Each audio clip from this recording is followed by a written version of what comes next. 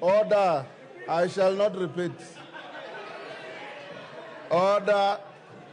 Honorable Eric Murithi Muuga, Cabinet Secretary, Minister of Water, Sanitation and Irrigation. Mr. Davis Chirchir, EGH, Cabinet Secretary, Minister of Roads and Transport. Dr. Margaret Nyambura Ndungu, Cabinet Secretary, Minister of Information, Communication and the Digital Economy.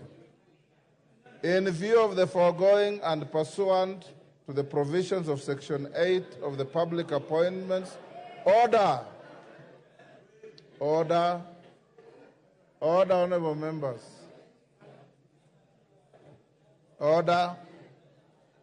Honorable members, in view of the foregoing and in pursuant to the provisions of Section 8 of the Public Appointments Parliamentary Approval Act of 2011, as read together with the Standing Order 42.3, I hereby refer the message from the President together with the curriculum vitae of the nominees to the Committee on Appointments.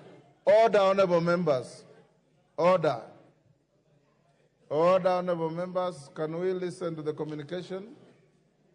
Honorable members, Section 8 of the Public Appointments Parliamentary Approval Act 2011 provides that unless otherwise provided in law, the committee to which such nomination is referred shall consider the matter and table a report in the House within 28 days.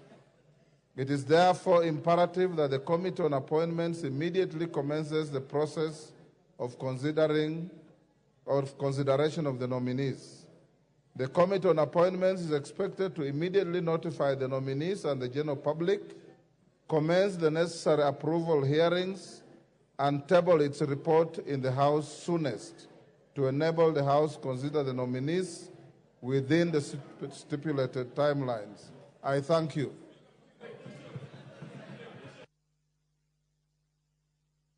Next.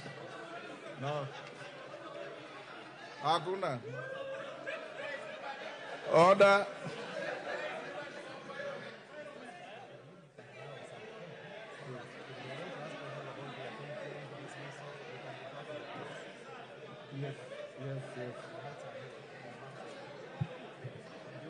Yes, Junet, order. Order, honorable members. Junet, what is it? Huh? Yeah. Mr. Speaker. Order. Mr. Speaker. I'll come to you. Yes. Order, members. Yes, Junet. Mr. Speaker, Kaluma.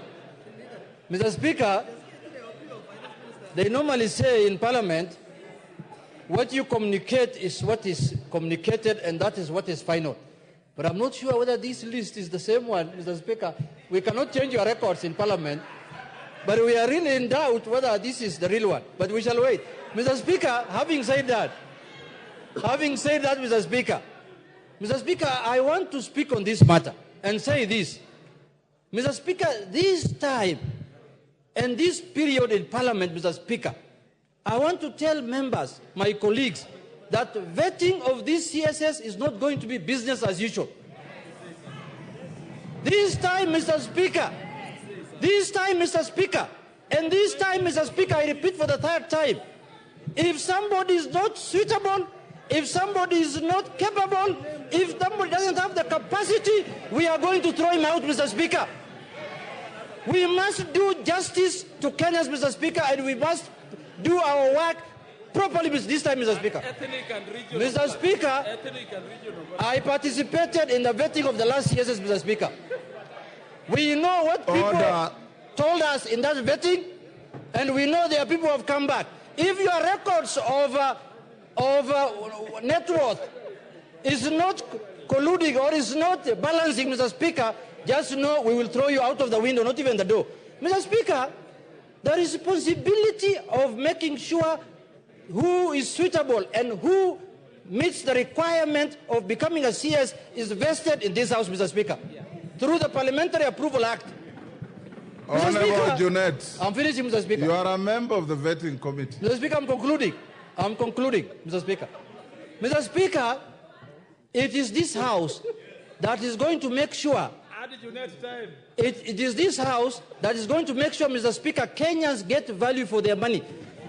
It is this House that is going to make sure, Mr. Speaker, if you know, brothers and sisters who have been nominated, if you know you don't qualify, please leave early before you come to this House. This time we will put you in front of Kenyans bare, Mr. Speaker.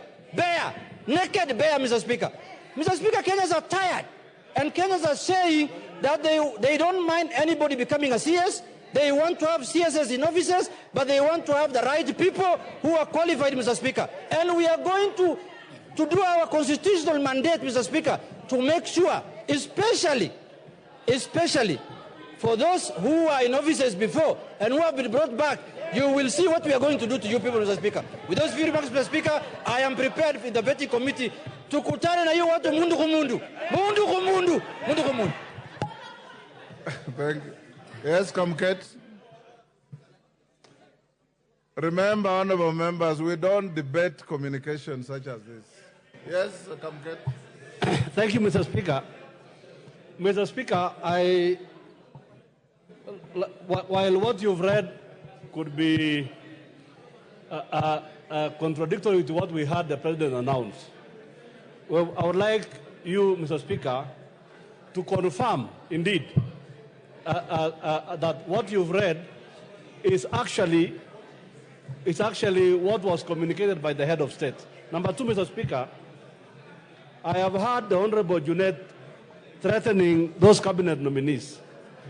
The Honorable Junet, Mr. Speaker,